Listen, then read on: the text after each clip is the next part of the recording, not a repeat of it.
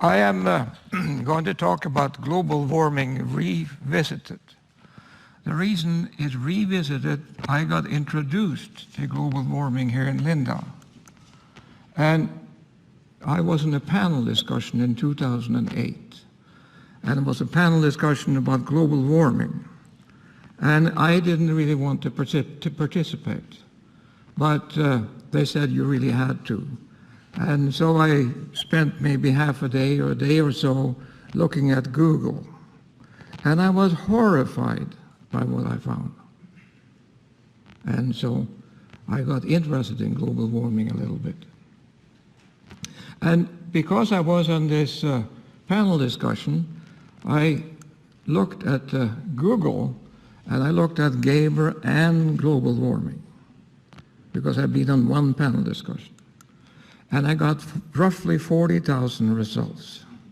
If I look at my mind and look at my name and say Gaber and superconductivity, I got much fewer results. Global warming is really a hot topic. And what I said then, and which I still believe, is that global warming really has become a new religion because you can't discuss it. It's not proper. If you say global, if you look at Linda here today, then all the people who are, notable people, they have said climate change in their talks. All of them have said it. I don't know whether they know what they mean, but they have said it anyway. Everybody talks about climate change. So the American Physical Society, which I was a member, said the evidence is incontrovertible that global warming exists. Now think about that. This is a physical society. And they say you cannot discuss global warming because we believe it's happening. It's like the Catholic Church. There are lots of incontrovertible truth in the Catholic Church, I'm sure. And here there's an incontrovertible truth in the physical society. So the only answer to that is to resign. So, and that actually made quite a much more story than I thought it would have. So global warming really starts with these two people, Al Gore and Curry, or however you pronounce it. And what they did, they made this curve popular. I know that's hard to read from the audience, but on the vertical scale is degrees in 0.1 degrees. So roughly 1 degree is the whole vertical scale. And the horizontal scale is in years from 1860 to 2000. And you see the global warming has increased, but the scale is like what dentists use when they advertise by toothpaste, because the scale is absolutely distorted. I mean, there's 1 degree there. And for what does this curve measure? Well, this curve measures what does the average temperature for the world for a whole year and for a whole Earth for 1 year. So there's the average temperature for the whole Earth for 1 year, and that measures in a fraction of a degree. So what does that mean? I think probably nothing. So let me talk about that again. From 1880 to 2015, the temperature has increased from 288 to 288.8 degree Kelvin, 0.3%.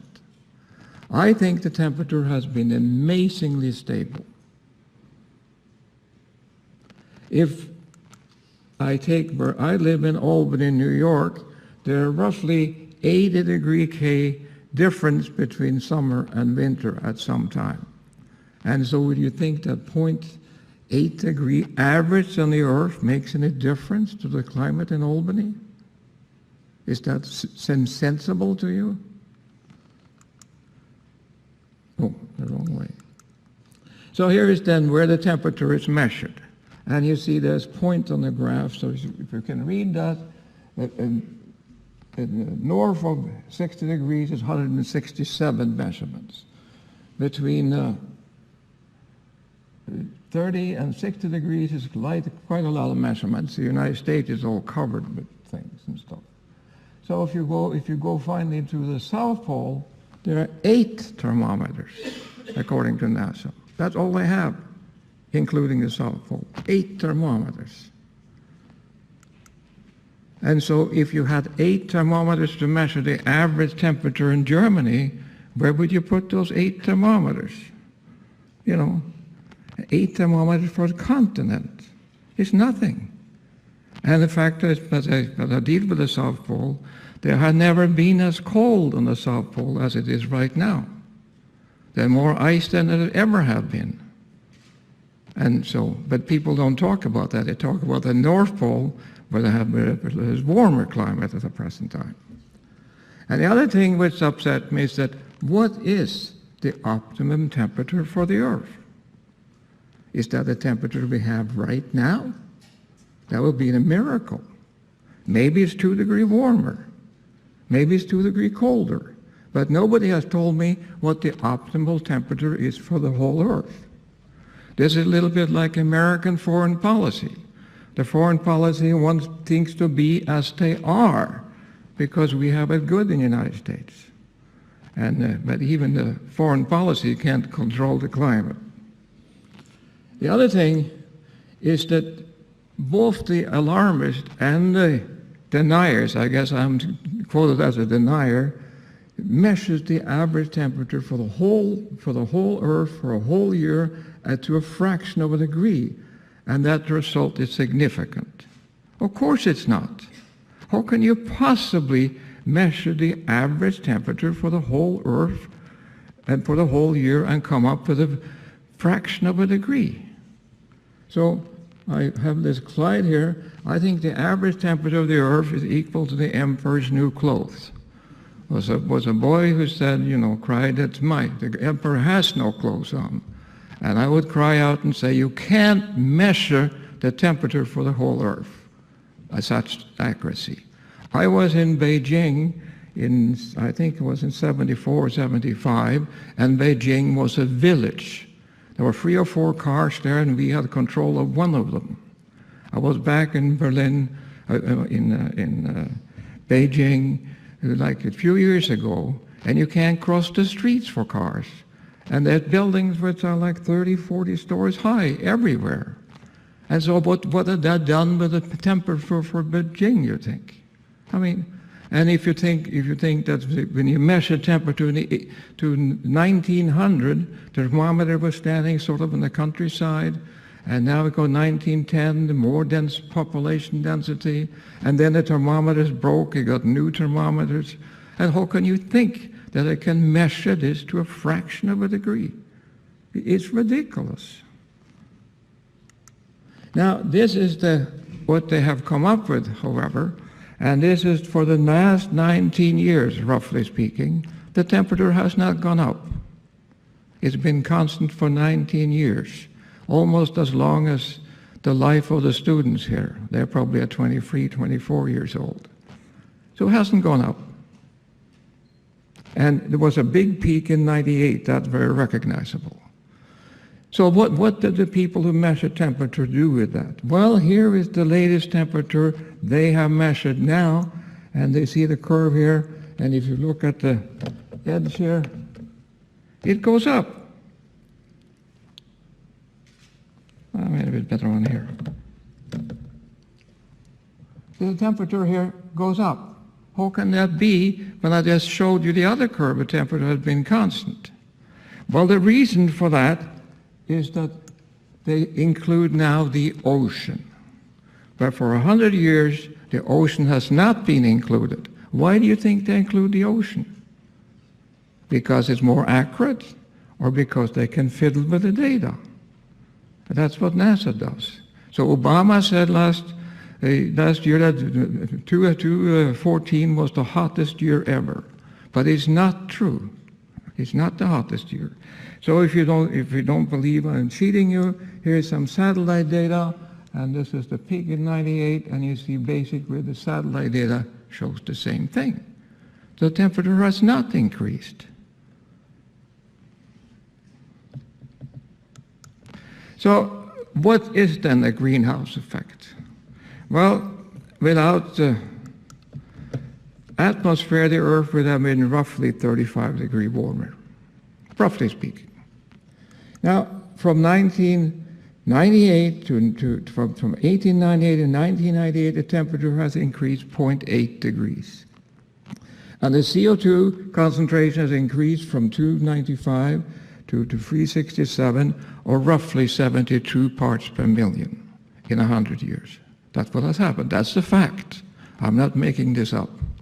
Now from 1998, which is basically the hottest year, the CO2 has increased from 367 to 403, roughly 36 parts per million. That's half of the previous increase. So why hasn't the temperature increased 0.4 degrees then? I mean, if you're a physicist, for heaven's sake, and here's the experiment, and you have a theory, and the theory doesn't agree with the experiment, then you have to cut out the theory. You were wrong with the theory. See, that's half the thing. It should have been, but it isn't. So you can't believe then the people who are the alarmists that CO2 is a terrible thing, and therefore you have to not drive and use solar cells and stuff because otherwise the world will go to pot. But it's not true. It's absolutely not true. So nature, in its wisdom, this was happened actually in 2012 when I gave another talk on global warming here, has come up with a magazine. And they want to cash in on the fad. My friend said I shouldn't make fun of nature because then I won't publish my papers. But I don't publish my papers anyway, so I'm safe there. So they had an article in there, for example, that corn yield in Africa decreased 1% for each day over 30 degree Kelvin. See, that's a very difficult thing to determine. But they published that article anyway. There was nothing saying in Nature that in the United States we put 10% alcohol into gasoline. That's the most stupid program America ever done. But all the gasoline should have 10% ethanol in it. And that comes from corn as well, from corn grown in Iowa, I guess. And that's food. So for reason we do this, that food is much more expensive now because we do this. It's very costly and very stupid. But that's what the United States, sometimes the United States do stupid things. And nobody mentioned nature how important the CO2 is for plant growth. If you have more CO2, the plant grows faster. People use greenhouses and put CO2 in greenhouses to get a higher yield. But now, since the CO2 has increased, we get more plant and more grows faster. It's a wonderful thing, but they don't talk about that in nature. And also, nobody says big trees here in Lindau, for example, the beautiful trees are actually starving. But when a plant developed photosynthesis, there was much more carbon dioxide in the air. And so they could use much more, but there isn't any. So the plants are really starving. But they don't talk about how good it is for agriculture that CO2 is increasing. Here's another thing from nature, just to show you how ridiculous things are. There's a guy here says, or the guy or girl, I don't know, that the shrinking victims because of global warming is cotton, corn, strawberries, etc. These are things that get smaller because of global warming. So I read out strawberries here because they grow strawberries in Italy, and they grow strawberries in Norway. I never seen any difference in the size of the strawberries grown in Italy and Norway, but apparently they are. And if you're going to make a statement on that, how many strawberries has to count and weigh and deal with? See, it's ridiculous. And then it says here, herring is also smaller. But we catch a lot of herring in Norway. I never heard anybody say that. But they claim that all these things, lynx, wood rats, squirrels, shrimp, scallop, cotton, corn, everything gets smaller because of global warming. Published in Nature. So unfortunately, it is not true for people.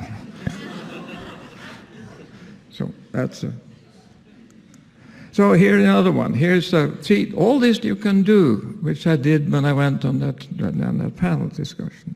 Here they say melting Greenland. And you look at that picture, it's carefully done, some people standing in the ice, and a river flowing off, and you think Greenland will disappear. But the information on the internet, which is wonderful, and I looked it up, there are 4 harbors in Greenland.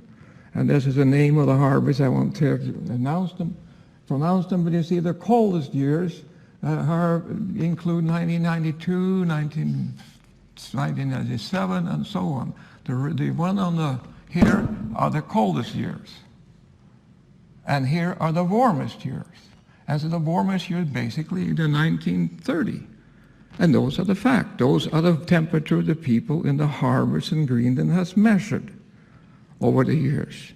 And it doesn't look like it's getting any warmer. I mean, I don't understand it. Where does the data come from? Who says what it says? Now, of course, global warming is supposed to cause the climate change. That's what it was. But the climate changes anyway. The climate has always changed. But the people who believe in global warming said the reason climate changes is because of global warming. And the World Meteorological Organization said you need 30 years to determine the climate. So this is a difficult slide to see here, but this is the rainfall in lots of places all over the world. But if we focus on this one here, this is the Dust Bowl in the Midwest in the 30s. You see we have the Dust Bowl there. And you look at here in Africa, the huge amount of rain. The climate has changed everywhere, all the time. And that was before we talked about global warming. And the people in the Dust Bowl, people know how to move to California. So the Steinbeck wrote the story of the Grape of Wrath about that. It was a very wonderful story. And so this has happened all the time, happened everywhere, and it's nothing to do with global warming. So when I ask people then, why is the climate change? Why? The temperature has not changed, so why do they talk about it? Another thing which amazes me really is that when they talk about climate change, it's always to the worse. See, the climate also changes to the better. And if climate changes, you have a 50% chance anyway, you got to be better someplace, for heaven's sake. It can't always be to the worse. So then comes the clincher. If climate change doesn't work to scare people, we can scare people talking about extreme weather. That must work. So here is the extreme weather. And the question is the ocean level rising? Well, here is a graph. It's hard to see, but you see it again. But this scale is in thousands of years, and this scale is in meters. If you look at the recent scale, then you see it here, this scale down, you can maybe read that, and this scale here is in centimeters. And for the last 100 years, the ocean has risen 20 centimeters. But for the previous 100 years, it also rose to 20 centimeters. And for the last 300 years, ocean has risen 20 centimeters 100 years. And so there is no unusual rise in the sea level. And to be sure you understand that, I'll repeat it. There is no unusual sight in the sea level. And here is the hurricanes in the United States for 150 years. Hurricanes are supposed to be much worse now because of the weather has gotten 0.8 degrees warmer. I mean, on the average.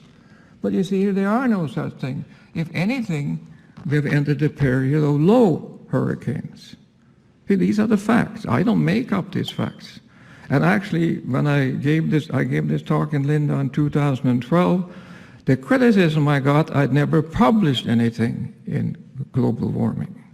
But you don't have to publish things. You don't have to even be a scientist to look at these figures.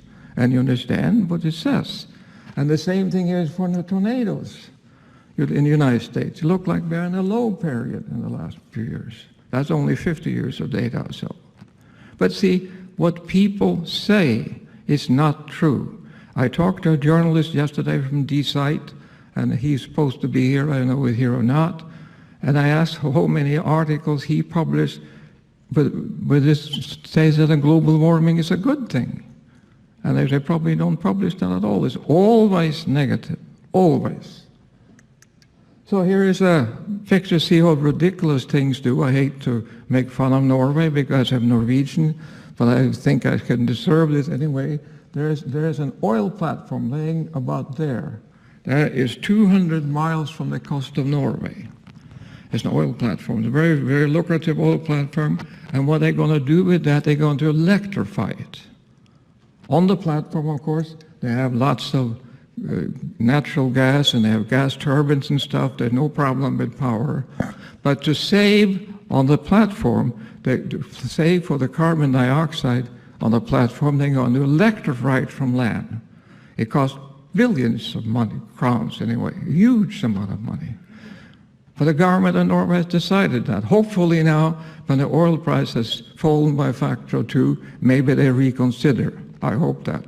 Because what they're going to do, all the gas they save by not using gas generators, they're going to send to Europe. What is Europe going to do with the gas? Burn it, of course. So, I mean, there's no saving here. They're just an expense. There's no saving of CO2 or anything. It's just ridiculous. So here is now what I worry about very much is the conference going to be in Paris in November. And I really worry about that. Because the conference was in Copenhagen, that almost became a disaster, but nothing got decided. But now I think the people who are alarmists have a very strong position. And so the physical society always have made up their mind, so I don't have to worry about them. And now let's look at what they say. The evidence is incorroborable. Global warming is occurring if no mitigation is taken, significant disruption of Earth's physical and the cloud system and so on. Everything is go to hell. But the facts are that in the last 100 years or so, we have measured the temperature. It has gone up 0.8 degrees, and everything in the world has gotten better. See? So how can they say it's going to get worse? When we have the evidence that if it's true that they can measure, at least they believe it, when the temperature has gone up 0.8 degree, everything, we live longer, we have better work, better health, better everything. But if you go another 0.8 degrees, we're going to die, I guess.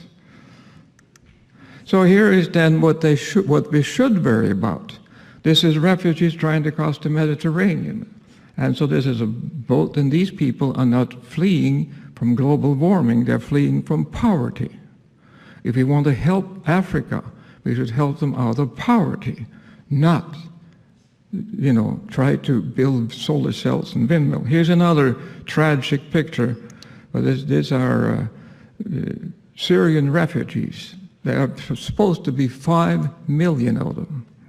And I ask you, are you wasting money on the climate like solar cell and windmills rather than helping people? See, these people, when you spend, I look at Linda here, there are a lot of solar cells on the roof. These people have been misled.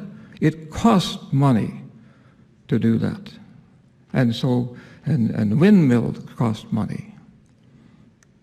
So here is a very nice, I know I can't convince you by speaking here, but I can show you this book called The Rational Optimist by Matt Ridley. It's a wonderful book. Actually, his main point is that we have it so good today because we are the only ape with barters, with trades. Human, as an ape anyway, they trade. No other animals do that. That's why we have taken this, so much advanced from other animals.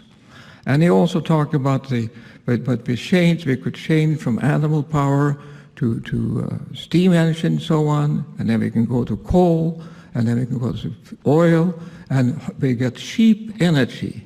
And cheap energy is what has made us so rich. And now suddenly people don't want it anymore. See, we should continue. And people say the oil companies are the big bad people. I don't understand why they are worse than the windmill companies. General Electric made windmills. They don't tell you it's not economical because they make money on it. But nobody protests, but they protest to Exxon, who makes oil. I mean, they're very good companies, but their companies are efficient, and that's why we have it so nice today. So here is a statement by Obama. He gave a recent speech at the college in the United States, and he said, "No challenge poses a greater threat to future generation than climate change." That's what he said. That's a ridiculous statement. See, the United States probably kills maybe a few hundred people a day. They probably have killed 1 million or several million people the last 10 years or so. We've been at war. And the biggest problem Obama faces is climate change. How can he say that? And I say this to Obama, "Excuse me, Mr. President, but you're wrong." See, he's dead wrong. And I said that once I was part of an ad in the Time magazine, and I said the same thing. Because I think Obama is a clever person, but he gets bad advice. And in global warming, he's all that. See, I would say that the global warming basically is a non-problem. Just leave it alone, take care of itself. I can give you one example of that, and this is a little difficult, but I got it from a man named Eli Sampson. And he said, consider a large room, 20 by 20 by 10 feet. That's a large living room. And now I want to seal this room off from the rest of the world.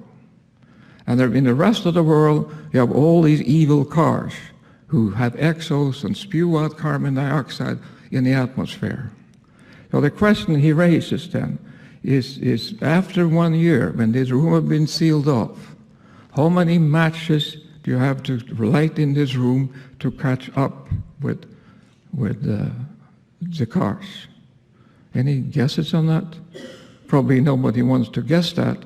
But if you take this room and so many matches you have to light, if you light one single match, it brings the room up to 20 years of driving. 20 years. One match in a big room.